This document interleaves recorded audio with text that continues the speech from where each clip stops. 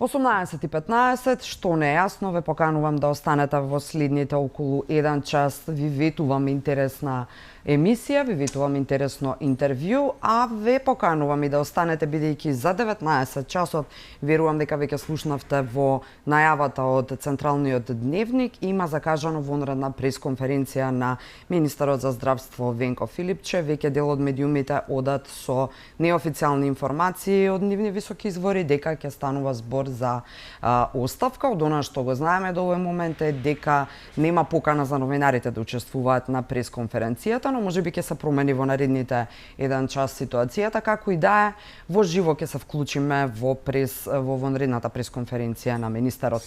А до тогаш, вечерва во Што не е јасно, мој гостин е актуелниот градоначалник и кандидат за градоначалник на Куманово, господинот Максим Димитриевски. Добро вечер и добре дојдовте во Што не е јасно. Почитување Искра, поздрав и до гледачите на ТВ Алфа. Малку незгоден и непријатен момент поради денот на жалоста. Во оваа прилика да го искажам моето сочувство до сите семејства на починатите во несретниот случај во Тетово. Искрено жалам за тоа. Моментот можеби не е за интервју, но веќе беше договорено и тука сме да зборуваме на повеќе теми отворено. Сочувство и од целата екипа на Алфа се разбира до семејствата на загинатите. Сакав да ја започнам емисијата со честитка за вас, бидејќи сте добитник на наградата за најодговорен, општествено одговорен градоначалник денеска, но не можеме да не почнеме со оваа трагедија која што деновиве е најактуелна тема, како и да е, признанието за вас е, верувам, да уште еден ветер во грб во намерата да го остварите она кое што тргнавте да го правите како независен кандидат пред се. Она што се очекува од вонредната пресконференција, веќе веројатно е и јасно, тоа би било оставка на Венко Филипче. Сметате ли дека треба да има уште некаква одговорност, односно дали ова е одговорноста која што јавноста очекуваше да се понесе? Жалам за овој несреќен случај. Многу пати како човек, не како градоначалник, се прашувам зошто ова на нас ни се случува. И зошто нашата држава има ваква судбина, нашите граѓани се доведени во ваква состојба. И дефинитивно заклучувам дека проблемот лежи кај нас, кои што носиме одговорност. Вечерта се обидов да стапам веднаш во контакт со колешката Теута Арифи. Не можеше да ми одговори и сконтактирав со низиниот кабинет Општина Куманово да понуди било каква помош, и она што го видовме на телевизија беше страотно, бидејќи сето тоа заврши во многу кратко време. Жално е да говориме на оваа тема.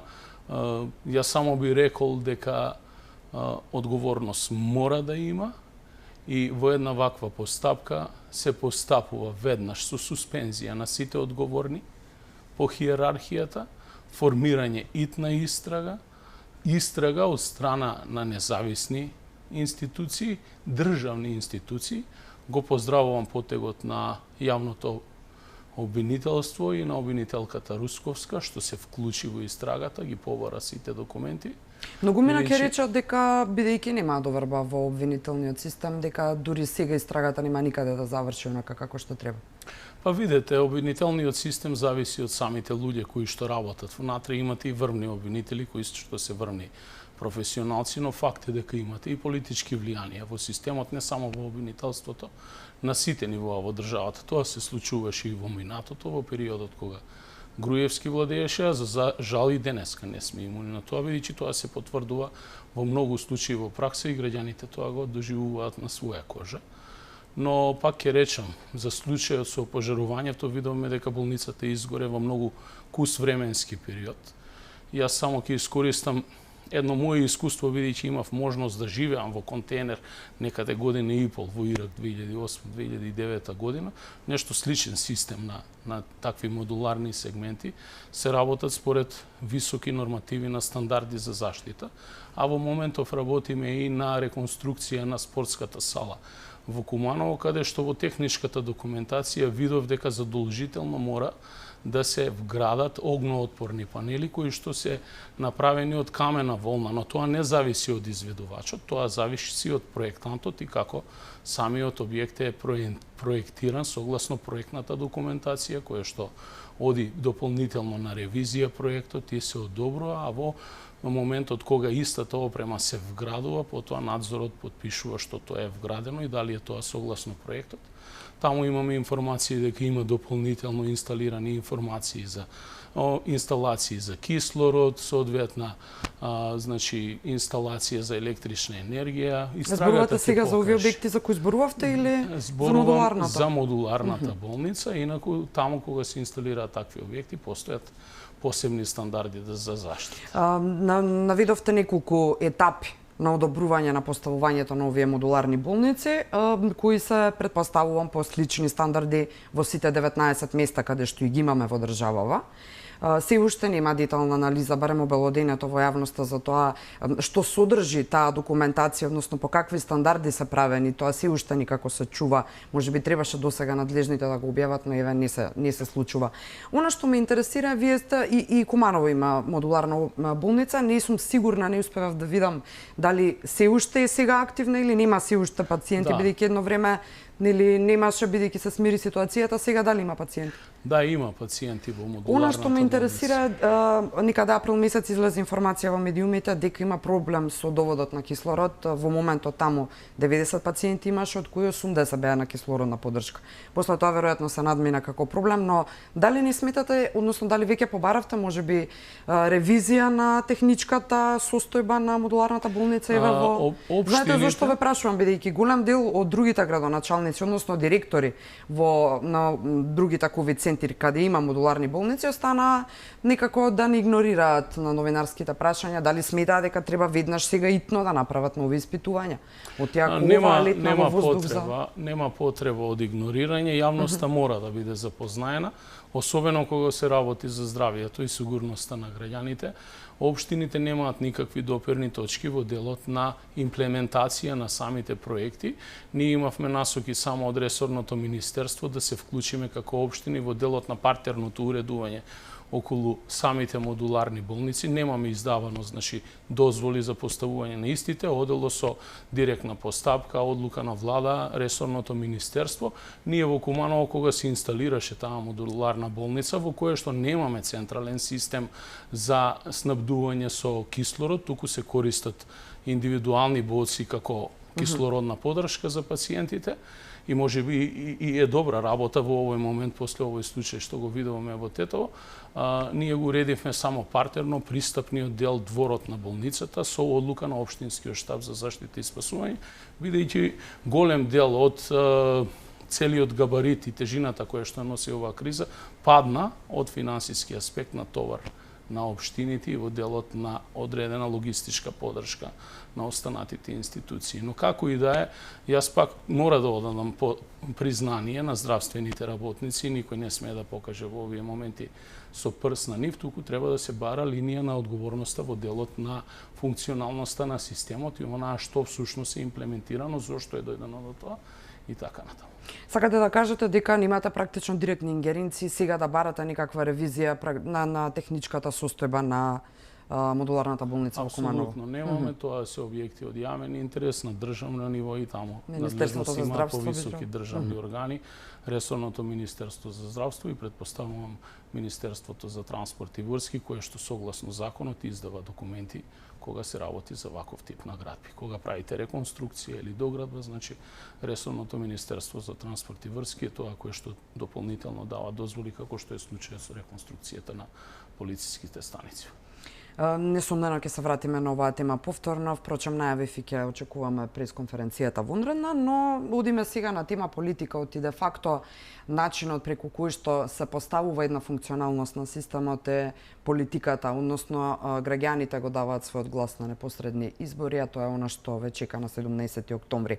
Неодамна нарековте одлуката на шефот на СДСМ, односно партискиот шеф ваш, како и да ве исклучи од партијата кога одлучивте да бидете независен кандидат, како швейцарска одлука, зошто? Па, ниту една политичка партија, најмалку Социјалдемократскиот сојуз, кој што е државотворна партија, не е приватна фирма или акционерско друштво, за да може било кој во партијата, вклучувајќи го и председателот на партијата, да носи едногласни или субјективни одлуки. Постојат органи и тела, статутот тоа го дефинира, самата поставка дефинира како тоа се исклучува член на партијата и мислам дека тоа беше една голема грешка пуштена во јавноста. Не знам од кои поводи, како и да е, јас сум член и ќе останам член на СДСМ. Мене никој не може да ми забрани да бидам социјалдемократ по убедување, бидејќи моето семејство, сите членови на семејството се со социјалдемократски мисли и идеи, и јас сметам дека социјалдемократија е вистинска опција. Времето ќе покаже кој всушност направил грешка и зошто така лесно партијата се откажува од своји видни членови кои што беа своевремено на браникот на партијата, а денеска не ги гледаме во обкружување на извршната власт, туку се некои нови луѓе кои што нема свој удел во целиот тој период на рушење на власта на Никола Груевски и доаѓање на власт на оваа политичка гарнитура. Во една прилика реков, времето ќе покаже и дали и ние направивме одгредени грешки. Јас сум секогаш подготвен, доколку имаше грешки и од мене направено, да се извинам на јавноста. Луѓето кои се околу Заев, зошто не повлијаа да го спречат да донесе ваквата одлука? Па јас мислам дека луѓето околу Заев додава масло на огинот да се донесе една таква одлука, бидејќи факт е дека постојат одредени нетрпенија помеѓу поединци внатре и мене, и тоа се случува веќе во континуитет повеќе од 3 години, од моментот кога, ако се сеќавате, беа поделени парите од фондот за иновација на одредени фирми и правни субјекти, физички лица кои што беа блиски до оние кои што всушност ги распоредуваат тие средства. Подоцна имавме во Министерството за здравство еден обид на мала врата да се протурка тендерот за набавка на реагенси, каде што јавно реагирав и реков дека таквиот начин на функционирање ми наликува на нешто против што сме се бореле. ковид кризата може би ја прелеа чашата, јас се обидов на еден војнички начин посоветување токму на лица кои што доаѓаат од аспект на сегментот на одбраната и безбедноста да се справуваме со ковид кризата многу посериозно, бидејќи имате два начини на справување, едниот е политички, кој што е во моментов, и другиот е војнички, кој што е спроведуван своевремено во периодот на вариола вера во поранешна Југославија со епидемија. Тоа се школските примери. Затоа е голем број епидемиолози, инфектолози зборува. Да, и наидовме до конфликт со тогашната техничка влада и мислам дека дефинитивно бугарското прашање и одредени изјави ја прелеа чашата, дојде до нарушени односи помеѓу поединци во партијата и јас лично со поголем број група поддржувачи, исто така членови, симпатизери на СДСМ, кои што даваа поддршка на таквите мои ставови, бидејќи никогаш не можам да прифатам дека Куманово го ослободиле бугарските ослободителни сили или пак Бугарија била администратор за Другата светска војна, да не зборувам за Гоце Делчев и за сето она што значи поредокот и етногенезата на македонскиот народ. Заев ќе рече Максим одлучи да тргне против Максим. Тоа е неговиот коментар по вашата одлука да бидете независен кандидат. Имате муки сила да се борите против владачката партија во Куманово, знаејќи го фактот, особено дека со децении назад Куманово го добива СДСМ? Јас сум искрен во мојот пристап, ја чувствувам поддршката од моите сограѓани и затоа излегов со еден ваков граѓански концепт за наше Куманово. На овие избори ќе настапиме. Јас како независен кандидат со носител на независна кандидатска листа за советници и повеќе од сигурен сум дека ќе ја добиеме поддршката на граѓаните, која што всушност и се чувствува, таа е секојдневна. Времето повторно ќе каже, а 17 октомври тоа ќе го потврди ставот на граѓаните и мислењето за сите овие одлуки и потоа ќе заклучиме сите заедно кој бил во право, а кој многу грешал. Јас верувам дека овој гест, бидејќи јас не излегов од партијата во моменти кога е во тешка опозиција, туку имав осигуран, сигурен мандат како кандидат на СДСМ, како добар, успешен градоначалник кој што имплементираше голем број на проекти, дури и во соработка со владата, но сепак сите оние политички избиднувања во државата не ми оставаа простор да бидам слеп при очи и нем и да не излезам со јавен став како општествено одговорна личност. Тоа е и нашата работа. На тој начин дојде до едни вакви односи, нарушување на односите, каде што поединци во партијата ќе потенцирам, а не членството во партијата, со кое што се уште имам одлично разбирање, ме доведоа до една ваква состојба, каде што едноставно се обидува на еден, како да речам, заскриен начин да ме елиминираат од самата кандидатура.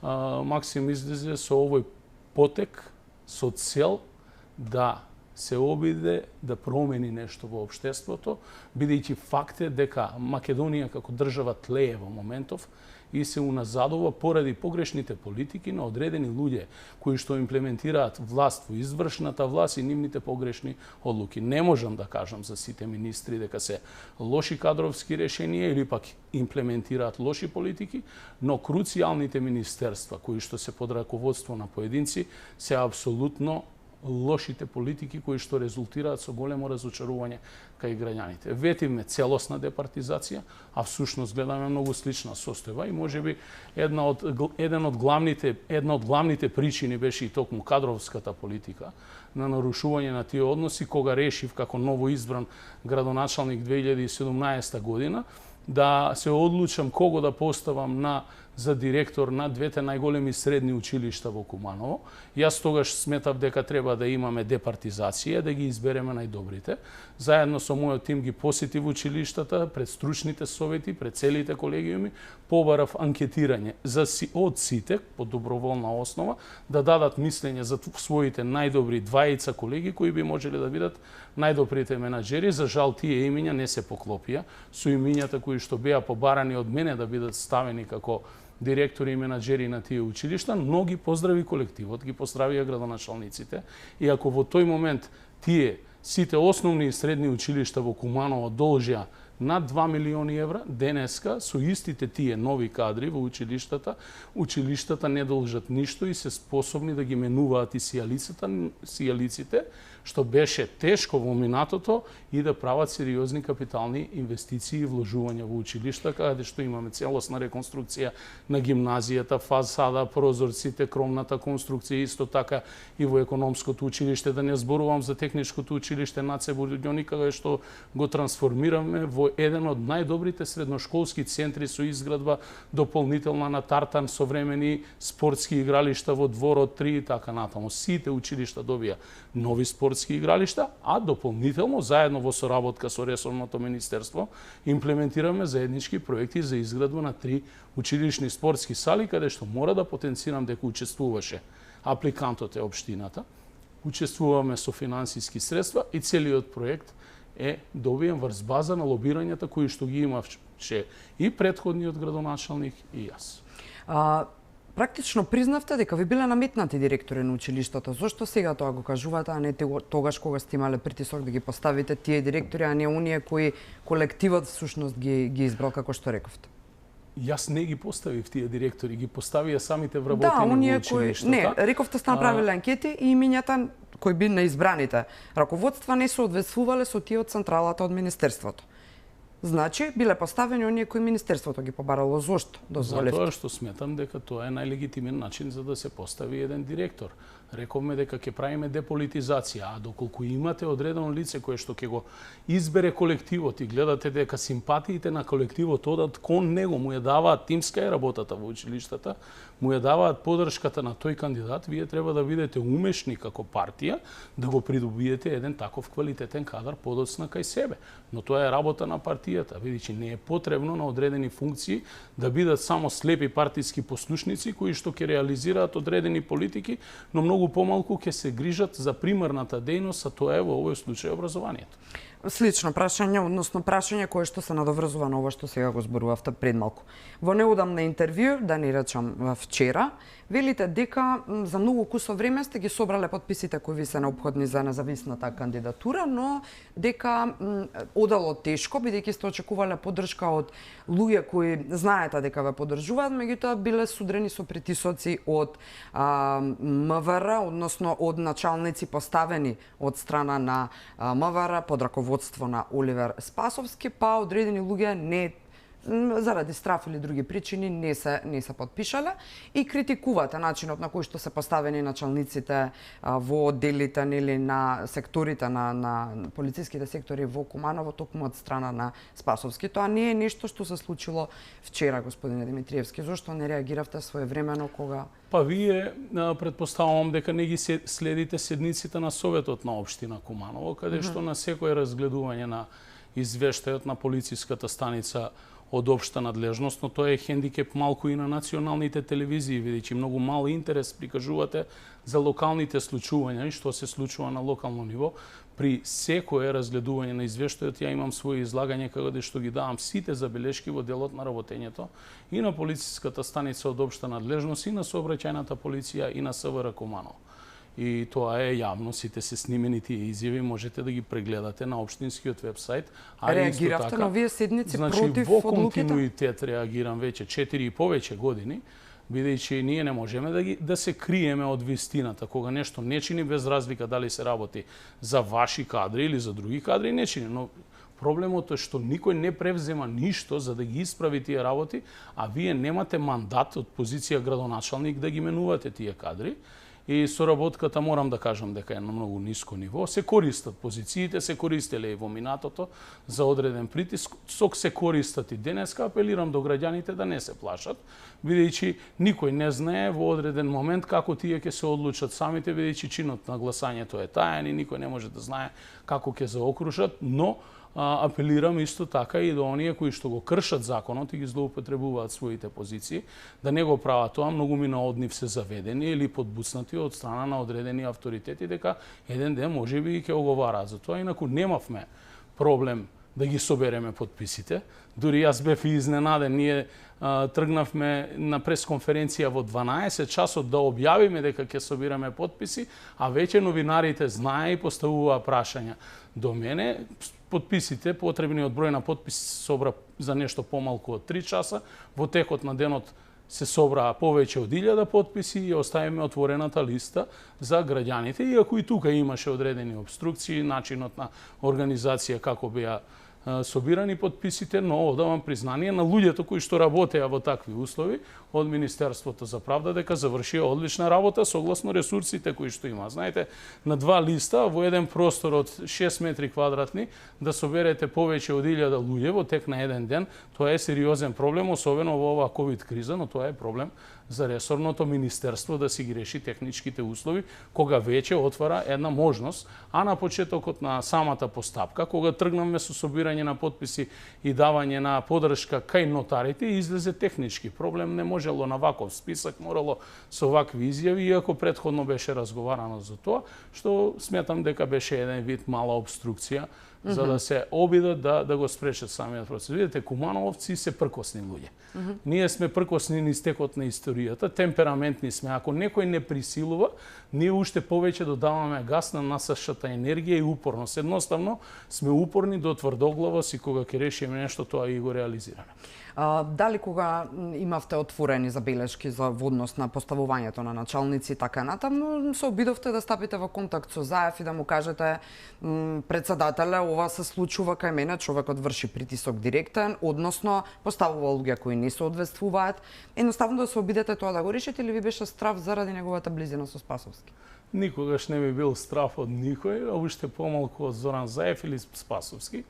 Значи, секогаш сум ги информирал, бире добро брифирани. Како беше одговорот на Заев? Но за жал системот така функционира и тоа се сите оние интриги и внатре-партиски игри кои што се играат во сите партии.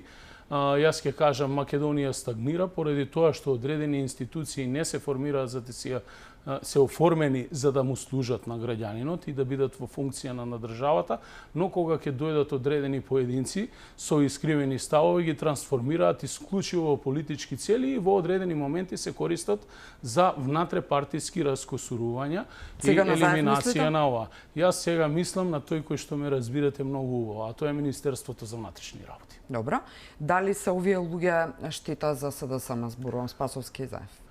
Па мислам дека одредени луѓе во владата, јас не сакам оваа прилика да ја користам, значи да навлегувам во отворени внатрепартиски расправи, тоа ќе го говорам кога ќе ме поканат на седницата на Централниот одбор согласно статутот имам право да ги изложам моите ставови, зошто е таква мојата одлука и тоа е статутарен чин. Таму ќе ги отворам сите прашања и ќе разговарам. Сето онаа што го имам разговарано по кабинети, во приватни пораки и така натаму, ќе го отворам со предпартиското членство, но можам да кажам дека СДСМ во изминатиот период, тоест менаџментот на СДСМ направи круцијални кадровски грешки за одредени луѓе кои што ги постави на многу високи позиции, кои што едноставно сакале или не, мора да се соочат еден ден со членството и да им објаснат зошто од една позиција на супер фаворизирана партија со многу висок рейтинг ја доведоа партијата на вакво дереже каде што многумина од нашите стари членови денеска не ни веруваат. И затоа сум тука и ќе се вложам себе си да ги охрабрам тие луѓе и да направиме едни структурни реформи во Социјалдемократскиот сојуз, бидејќи нашето членство тоа го заслужува. Ќе го смените заев, тоа се реформите? Времето ќе покаже, бидејќи во партијата одлучува мнозинството.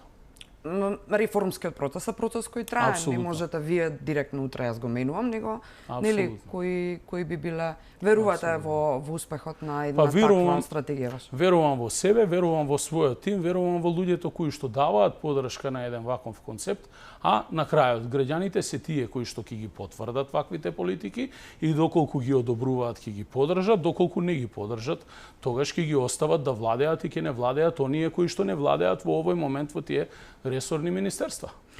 Сакам уште само едно прашање околу овој дел, особено делот Спасовски, Куманово и вашиот би рекла еве најнародски да го кажам судир, можеби кој тлее низ годините и за кој кумановци многу добро знаат како се рефлектирало во вашата работа и воопшто во Куманово како општина. И практично прашањето од делот кумановците кои што ми се обратија кога разбраа дека ќе бидете гостин е кој владее во Куманово, Спасовски или Димитриевски?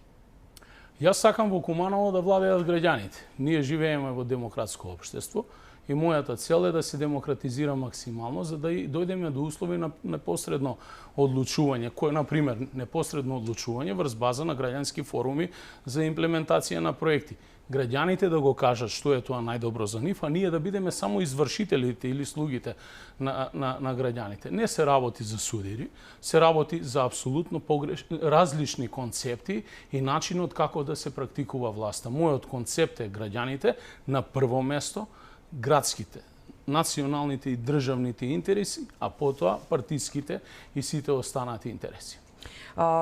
Вие сега, но и многу други ваши сопартици кои јавно и без никакви пречки зборуваат и го критикуваат раководството актуелно на партијата, се обидуваат да наметнат една ситуација, односно да доведат до освестување, да речеме, на членството или на луѓето кои се директно околу заев и така натаму, ако е тоа возможно да се направи, за да не се изгуби партијата како таква, односно да не се упропасти, вака уште понародски да се изразам.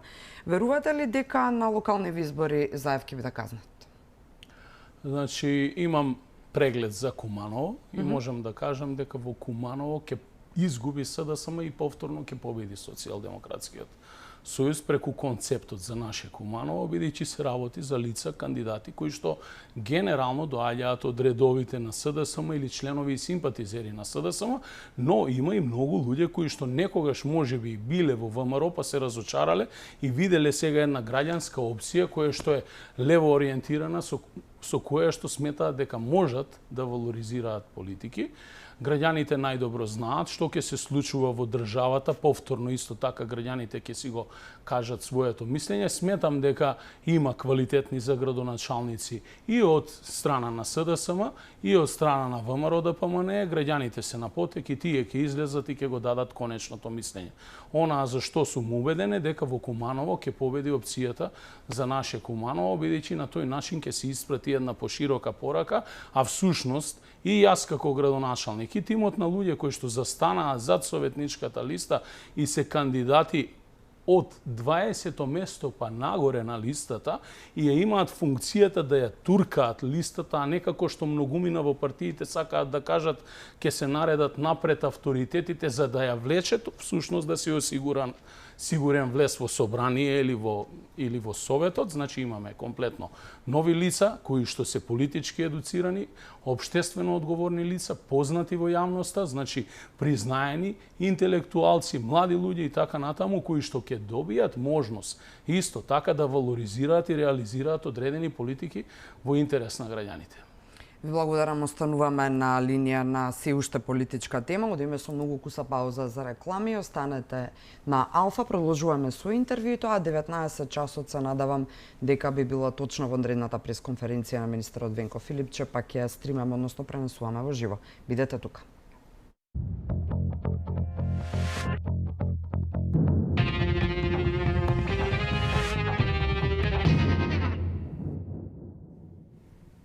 Продолжуваме по рекламите, што не е јасно вечерва со актуелниот градоначалник, но и кандидат за градоначалник на Куманово, Максим Димитриевски. Градоначалник, она што го забележа во текот на првиот дел од интервјуто е дека повторувате Македонија. Минатото гостување се коригиравте па велевте Северна.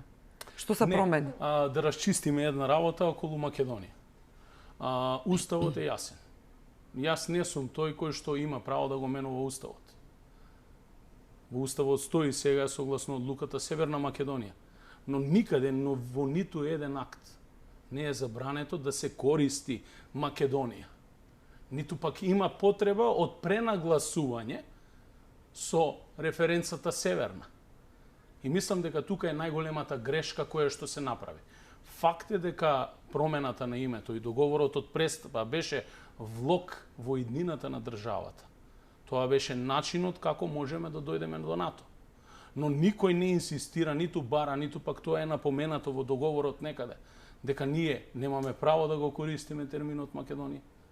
Ова е Македонија, живееме во Македонија, значи Македонија е ова наша, овој дел на Македонија, тука сме, македонци сме, и така било и ќе биде додека векот векува и светот светува. Никој не може да го измени тоа, тоа е традицијата. Сметате ли дека патиката по која се движи македонската влада во моментот, иако ништо реално сега не се случува на тема проблемот со Бугарија, е патот кој ќе направи штета на Македонија, или сметате дека нема да си го дозволи тоа владата после сите работи кои помина изминатиот период и ставовите на многу важни институции и научни установи во нашата држава? Не може да се негираат меѓународните политики на оваа влада и успесите, бидејќи влезот во НАТО е голем успех за државата. Но од друга страна корупцијата и сето она што се случува во системот, глобалните пропусти, проблемот со Бугарија, кој што се наметна, бидејќи нашите бугарски пријатели беа токму тие кои што не тапшаа во раме цело време при процесот на Преспанскиот договор и одеднаш во одреден момент Бојко Борисов излезе со едни такви ставови каде што се усвои декларација, каде што не ни овозможи да добиеме датум за предпристапни преговори.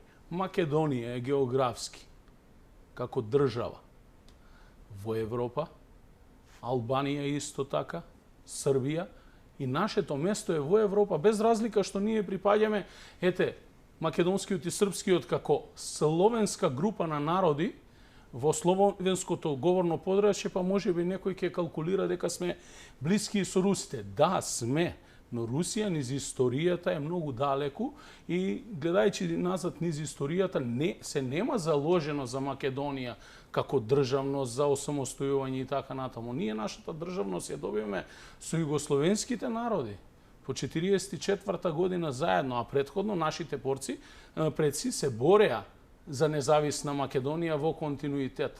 Го препознаа нашите партнери од југословенските народи. Тоа и всушност направивме независна држава. Но нашата иднина е во Европа, бидејќи ние и географски припаѓаме таму. И секоја, затоа и е стратешката одлука на државата да бидеме составен дел на Европа. Но факт е дека се праве одредени пропусти. Видите, членство во Европска Унија и исполнување на многу стандарди. Ако имавме политички одлуки за влез во НАТО, бидејќи влезовите и на Романија, и на Бугарија, па и на Македонија, и на Албанија се политички одлуки, не се одлуки за исполнување на стандарди. Едноставно јужното крило на НАТО се шири, дојде до политичка одлука, се реши проблемот со името со Грција и влеговме во НАТО каде што ни се гарантира денеска безбедноста. Иначе во НАТО имавме сериозен проблем дали ние ќе обстанеме во рамки на државноста со ваков тип на државно уредување, ќе одиме или ќе добиеме одредени, ќе ни бидат испорачани одредени други барања за одредени лабави конфедерации, така натаму не се случи, бидејќи влегуваме во НАТО и тоа мора да се признае. Но од друга страна, исполнувањето на стандардите, вие не можете државата да ја трансформирате во марихуански картел. Уште помалку не можете да работите во 3 агенции за борба против корупција. Значи, имате Министерство за внатрешни работи, имате ДКСК, за кое што има многу високо мислење како институција, но нема надлежности. И имате сега и Министерство за борба против корупција. Кога ќе ги соберете сите 3 заедно, се креатори на корупција. Нема голема ефикасност. Претходно имавме една владина одлука кај што се формираше некоја комисија за борба против корупција во рамки на министерството. Имате Министерство за внатрешни работи, внатре имате врвни професионалци кои што знаат да си ја вршат својата работа. Дајте им на луѓето да работат. Не може првите 5 советници кои што се околу министерот да бидат првото вработување советник на министер, или пак да бидат соберени од редовите на полициските службеници, кои што никогаш ништо во животот немаат сериозно сработено во делот и сегментот каде што работеле. Сето ова ви го разбирам и како став, и како анализа, и како перцепција, но верувајте, граѓаните ќе ве прашаат зошто Максим Димитриевски молчеше до сега, ги гледаше сите овие работи. Затоа што Максим Димитриевски говореше за ова на одредени теми и на одредени состаноци, но ги немате следено. Сметате ли дека ова што се случува, односно не дали сметате, туку како ја коментирате приказнава околу Еве Кичеец? Рефлексија на што е тоа што се случува? Имате 3 различни изјави од различни институции, зошто е пуштен, и потоа 2 оправдувања од премиерот. Дека имал право да. Значи, површно го следев случајот, тоа е невиден преседан што се има случено, а очигледно и дека голем малер го бие човекот. Но факт е дека мора да одговара и тој и тие што дозволиле да се случи тоа. Сакате да кажете дека одговорноста е кај кого? Одговорноста е кај институциите и кај луѓето кои што ги водат институциите. Велите државата е претворена во марихуански картел, тоа значи дека повторно е државата сведена на едно ниво на приватна фирма на еден човек, односно едно семејство? Не велам дека е претворена, него дека може да се претвори во марихуански картел и јас не сакам моите деца да имаат можност да купат марихуана на слободен пазар и да се шири марихуаната во слободна употреба. Значи, целта и идејата за марихуаната е да се користи исклучиво во медицински цели и да се извезува. Ние во Куманово во моментов имаме 3 инвестиции за такви фабрики. Двете не работат, за третата не сум запознаен, се уште чекаат одредена документација, сериозни финансиски инвестиции. Јас очекувам тие фабрики исклучиво да произведуваат марихуана за медицински цели и да бидат извозно ориентирани, да доаѓа, значи да влегуваат и во општината и во државата свежи девизни средства врз основ на таквата инвестиција. Но не и да се продава на секој чекор, а факт е дека ја има. И тоа не можеме да го премолчиме. Значи, тоа младите луѓе... Како ќе го спречите еве ова? Министерството за внатрешни работи е надлежно да ја сузбива недозволената трговија со дрога и шверц со наркотици. И тоа е нивната основна функција и работа. Но ако слушнете вие полициски службеник јавно на социјалните мрежи, каде директно разговара со одреден регистриран дилер на дрога и тој разговор ви се врти на социјалните мрежи, а го гледате повторно дека работи во полицијата, сваќате дека тука се работи за еден посериозен систем и добро организиран систем кој што функционира. Сакате да купите наркотици, ги имате. Значи, полицијата е таа која што мора тоа да го спречи. Пак ќе кажам, мора да се даде можност на врвните професионалци да работат. Недозволиво е, познавам луѓе во СВР Куманово кои што се врвни експерти, наместо да работат во Куманово при крај на нивната кариера, тие се трансферирани во некои други полициски станици, дали во Девар, дали во Автокоманда, да работат на НТШ недозволена трговија, која што е зачеток во една полициска кариера во полиција. Така да сметам дека треба да се направи еден клиринг и целосна деполитизација. Да се донесе закон каде што ќе се забрани политичка активност на припадници на Министерство за внатрешни работи, на правосудството, армијата, едноставно да бидат целосно професионални, бидејќи вие без полиција не можете да разбиете корупција во државата.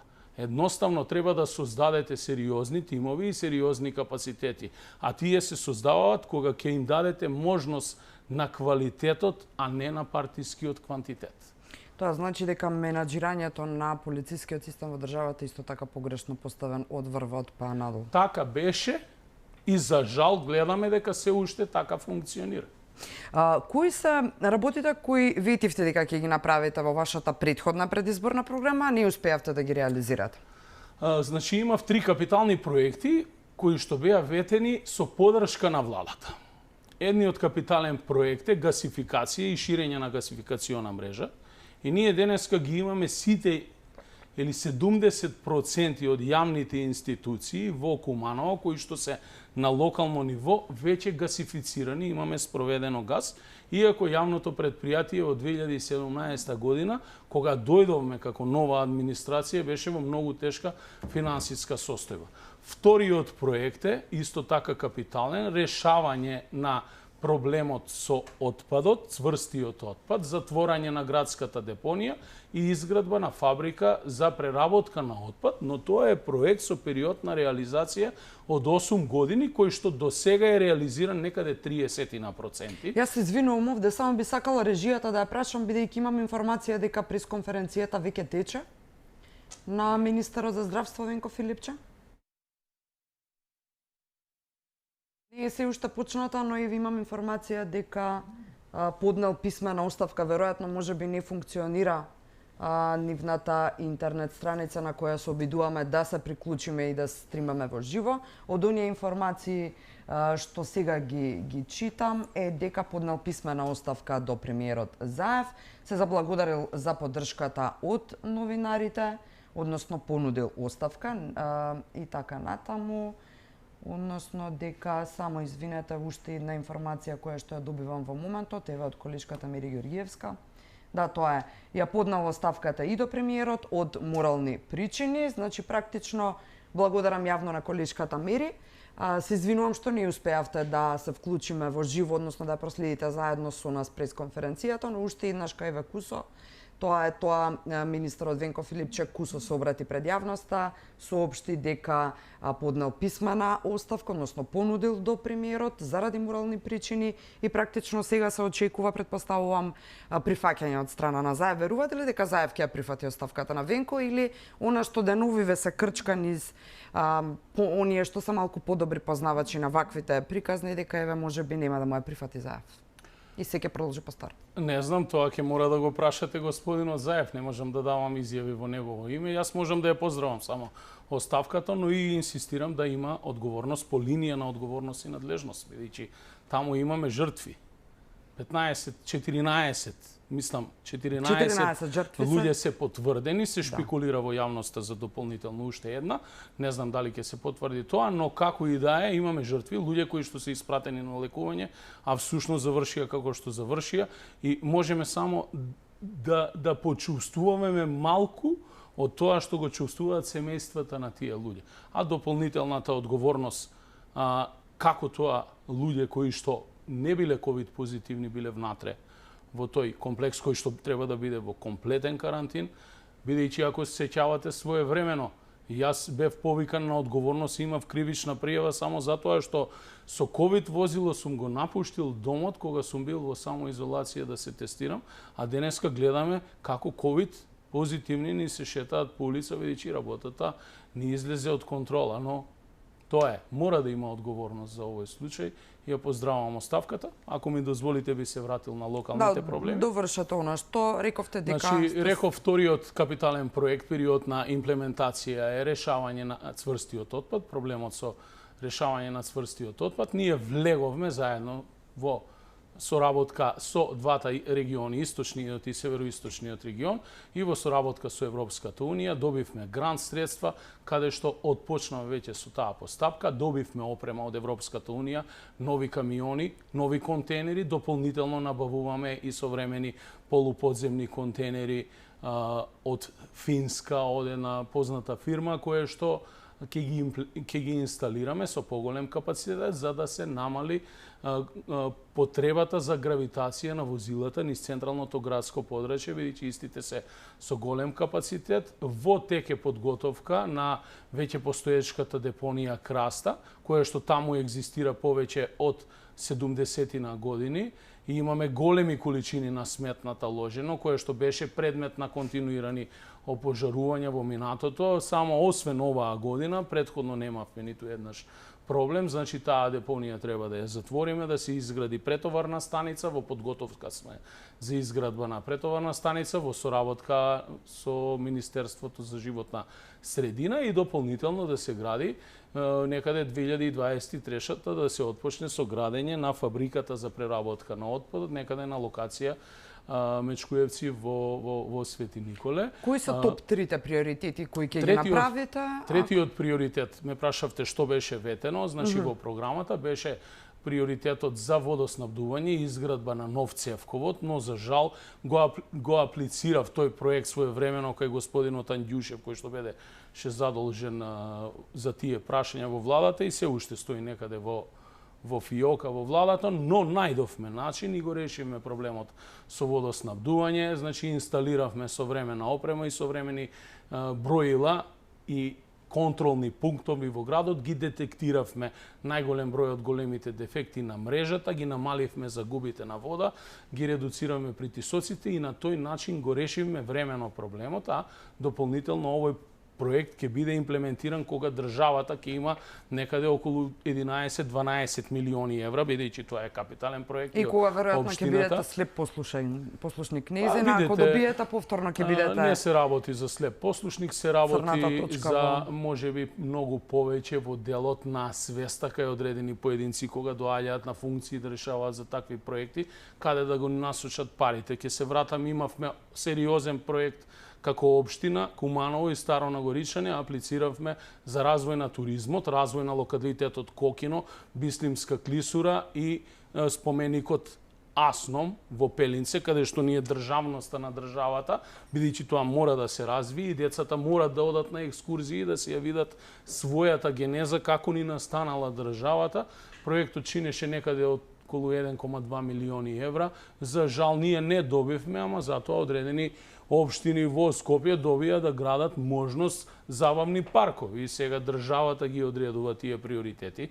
Општините немаат таков капацитет финансиски да реализираат такви сериозни капитални проекти. Доколку пак ја добиете градоначалничката прва столица во Куманово,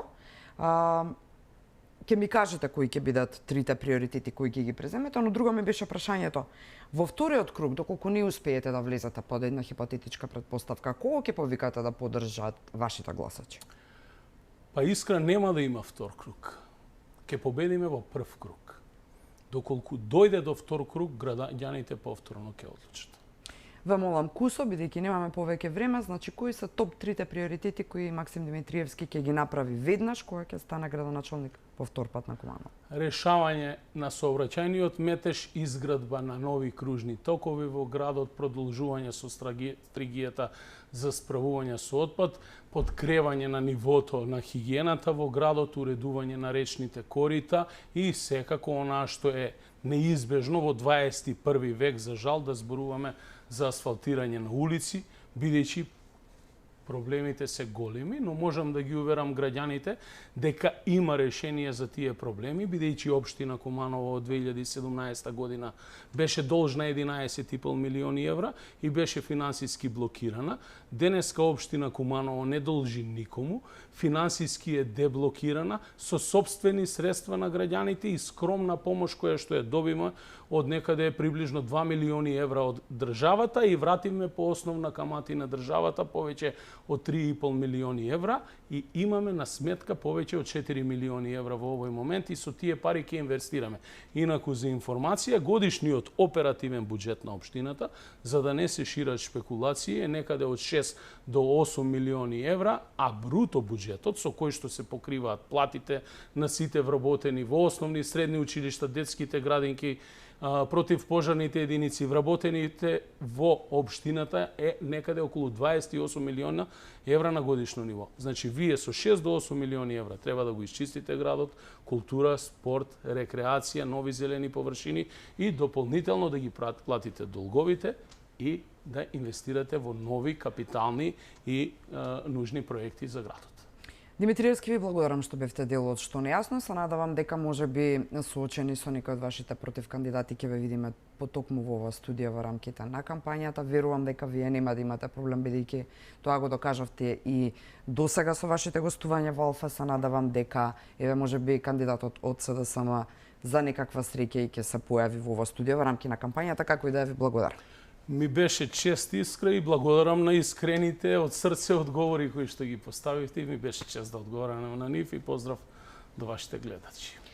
Почитувани, за крај ви ја повторувам информацијата која не успеавме технички да ви овозможиме да ја видите во живо, а тоа е обраќањето на министерот Венко Филипче, кој понудил писмена оставка до премиерот.